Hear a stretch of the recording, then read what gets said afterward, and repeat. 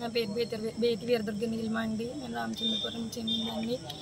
News ఛానల్స్లో ఏదైతే spread అవుతుందో అదంతా ఫేక్ న్యూస్ అండి. నచ్చింది మరి వాళ్ళు స్ప్రెడ్ చేసుకుంటున్నారు. జరిగింది ఏంటంటే, నేను బీటెక్ 3rd year చదువుతున్నప్పుడు జీలక్ష్మి దుర్గ అనే ఆవిడ చేత పెళ్ళిళ్ళ పేరమ్మ ఆవిడ మ్యాచ్ ఒకటి తీసుకొచ్చిందండి. నేను అమ్మకి నచ్చింది కదా అని చెప్పి నేను యాక్సెప్ట్ చేశాను. అయితే వాళ్ళు వస్తానని చెప్పి సెకండ్ డే నైట్ 2 days అలా ల్యాగ్ చేసి సెకండ్ డే నైట్ రావడం జరిగింది 7:30 ఆ టైంకి. ఇంకా అమ్మ లేదు కదండి, అమ్మ వచ్చే వరకు వెయిట్ చేయండి అంటే ఎవరు వెయిట్ చేయలేదు. పెళ్లి ముహూర్తం అయిపోతుందమ్మా, అమ్మకి అంతా నచ్చింది, అమ్మకి మేము ఆల్రెడీ మాట్లాడేసామంటే ఇంక సరే అమ్మకి ఇష్టం కదా అని చెప్పి నేను యాక్సెప్ట్ చేసేసాను. అయితే వాళ్ళ సైడ్ నుంచి వచ్చిన పంతులు గారు ఏమన్నారంటే, ఎంగేజ్మెంట్ అయిపోయిన తర్వాత రేపే పెళ్లి పెట్టేసుకోండి, అబ్బాయిలకు బాగా నచ్చిందంట అని చెప్పి అన్నారు. కానీ అమ్మాయిలో ఒక అమ్మాయి అండి, అలా ఎలా పెడతాము, అందరినీ పిలుచుకోవాలి కదా అని చెప్తేని మా సైడ్ పంతులు గారి నుంచి September 6th మ్యాచ్ అయితే ఫిక్స్ చేశారు. September 2nd ఏంటంటే బోనం వేసుకుని పెళ్లి కూతురు చేయడం అవన్నీ అనుకున్నాము. వీళ్ళు ఏంటంటే నా బర్త్డే రోజున August 26th వచ్చారు. వచ్చి మీ అమ్మాయి బాగా నచ్చిందండి అది ఇది అని మాట్లాడిస్తున్న తర్వాత రూమ్లోకి వచ్చేసి, మాకు మీరు September 6th పెళ్ళి అన్నవరంలోనే చేసుకోండి, కానీ మాకు ఏంటంటే ఆచారం ఉంది, మేము బంధు ముందే చేసుకుంటాం, ప్రధానం బంధు అని చెప్పి మా అమ్మాయిని చేసుకుంటామండి అని అన్నారు. అమ్మాయిని చేసుకుంటామంటేనే ఇంకేమైందంటే August 26th బంధు అని చెప్పేసి బంధు వేసినట్టునే తాళి కూడా కట్టడం జరిగింది రూమ్లో. అదేంటంటే వాళ్ళు ఎలా కట్టేస్తారని మా అమ్మ అడిగితే, మీ సంప్రదాయం ప్రకారంగా మీరు చేసుకోండి, మా సంప్రదాయం ప్రకారంగా మేము చేసుకుంటున్నామని చెప్తే ఇంక సర్లే ఎలాగో నచ్చింది కదా అని చెప్పి అమ్మ కూడా యాక్సెప్ట్ చేసింది. ఆ తర్వాత September 2nd మేము బోనం వేసుకుని పెళ్లి కూతురిని చేసుకోవడం అన్నీ జరిగినాయండి. September 2nd ఏంటంటే అమ్మకు కాల్ వచ్చింది, ఏమనంటే ఆల్రెడీ మ్యారీడ్ కదా, ఎలా చేసుకుంటాం, మాకు డివోర్స్ అవ్వకుండా మీరు ఎలా చేసుకుంటారు, నాకు 2 పిల్లలు ఉన్నారు, ఒక పాప బాబు ఉన్నారు, వాళ్ళిద్దరికి నేను ఎలా అన్యాయం చేయాలనుకుంటున్నారు, మీకు కూడా ఆడపిల్ల ఉంది కదా అంటే మా అమ్మాయికి అప్పటికప్పుడు అన్ని ఎంక్వైరీ చేస్తే ఇతను పెద్ద ఫ్రాడ్ అని తెలిసిందండి. ఇంకా ఇలాగ అమ్మాయిల్ని పెళ్ళి చేసేసుకుని వేరే కంట్రీస్ కూడా ట్రాన్స్పోర్ట్ చేస్తాడని ఇవన్నీ బయటకు వచ్చి మేము ఇతని మీద ఇక్కడ కేసు పెట్టామండి. వాళ్ళు ఏంటంటే 10 lakhs అలాగా చెక్ ద్వారా ఇచ్చారు మాకు.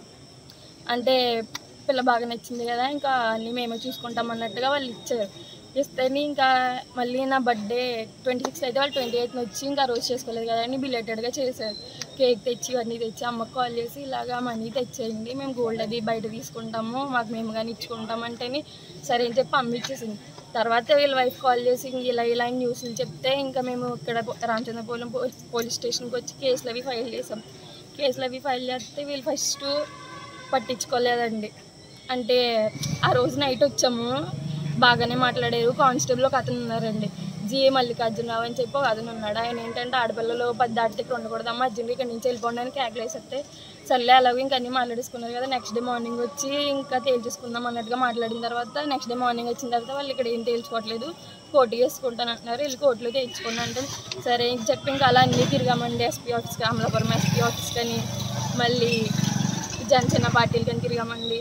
మన ఊరు మినిస్టర్ వాసంశెట్టి సుభాష్ గారి దగ్గరికి కూడా వెళ్ళామండి. ఆయన చెప్తేని వీళ్ళు వచ్చారు కదా ఏదో ఒకటి తేల్చండి అన్నట్టుగా ఆయన మాట్లాడారండి. చెప్పింది కూడా సరిగ్గా వెళ్ళలేదని మరి మా అమ్మగారు వాళ్ళు అన్నారు. మా అమ్మగారు వాళ్ళు వెళ్ళారు, నేను వెళ్ళలేదు వాసంశెట్టి సుభాష్ గారి దగ్గరికి. ఆ తర్వాత ఇంకా అలా 2 years అలా గడుచుకుని వచ్చేసింది. కాకినాడ దగ్గర ఊరు ఉంటుంది కానీ జనసేన ఆఫీస్కి వెళ్ళింది. చాలా ఊరు తిరిగాం కానీ ఎటువంటి న్యాయం అయితే జరగలేదు. మళ్ళీ రోజు ఏంటంటే 12 మందితో పెళ్లి చేసుకున్నానని ఫేక్ న్యూస్ స్ప్రెడ్ చేశారు. 12 మంది అంటున్నాడు, ఓకే కరెక్టే, ఇతను ఒకడు, మిగతా 11 మంది నాకు విత్ ప్రూఫ్స్తో కావాలండి. ప్రూఫ్స్తో లేకపోతే అతన్ని ఇంకేం చేసినా వాళ్ళే చేయాలండి. మేము న్యాయం అయితే కోరుకుంటున్నాం. నచ్చినట్టు రాసుకుని నచ్చినట్టు ఫేక్ న్యూస్ స్ప్రెడ్ చేస్తే ఇప్పుడు నేను ఒక అమ్మాయిని, నాకులాగా చాలామంది ఉంటారు, ఎవరు ముందుకు వచ్చి ఇలా మాట్లాడలేరు. చెప్పాలంటే నేనే చాలా సెన్సిటివ్, అలాంటిది నేను వచ్చి ముందుకు వచ్చి మాట్లాడుతున్నాను. ఇలా అతను ఎంతమంది జీవితాలను నాశనం చేస్తాడండి. నాకైతే న్యాయం కావాలండి. 11 మంది విత్ ప్రూఫ్స్తో కావాలి. ఎవరైతే చెప్పారో అవన్నీ నాకు విత్ ప్రూఫ్స్తో చెప్తే నేను వాళ్ళు చెప్పింది ఖచ్చితంగా చేస్తానండి. ప్రూఫ్స్ లేకుండా నోటుకు వచ్చింది రాసి ఎడిట్లు చేసి చేస్తే మాత్రం నేను అసలు తట్టుకునేలేదు, ఎంత దూరమైనా వెళ్తానండి. ఇప్పటి వరకు ఇంత అలా వచ్చాను, నెక్స్ట్ కూడా ఎంతకు మించి ఎంత దూరమైనా వెళ్ళగల శక్తి నాకైతే ఉంది. నేనైతే అసలు గివప్ అనేది ఇవ్వదలుచుకోలేదు. సో న్యాయం కోరుకుంటున్నానండి మీడియా ద్వారా.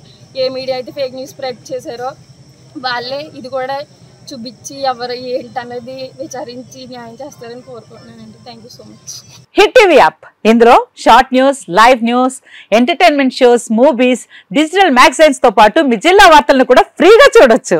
ఇంకెందుకు ఆలస్యం, వెంటనే హిట్ టీవీ యాప్ ని డౌన్లోడ్ చేసుకుని ఫ్రీగా ఎంటర్టైన్మెంట్ పొందండి. Hit TV app. Hit TV app.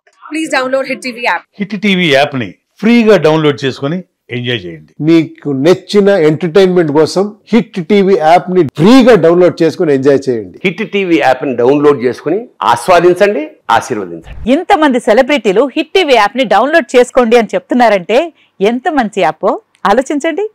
America America America అమెరికాలో చదవాలనుకునే వాళ్ళకి విశ్వసనీయమైన పేరు మన శౌర్య కన్సల్టెన్సీ.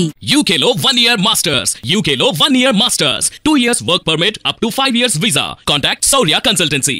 Contact 89851 89851.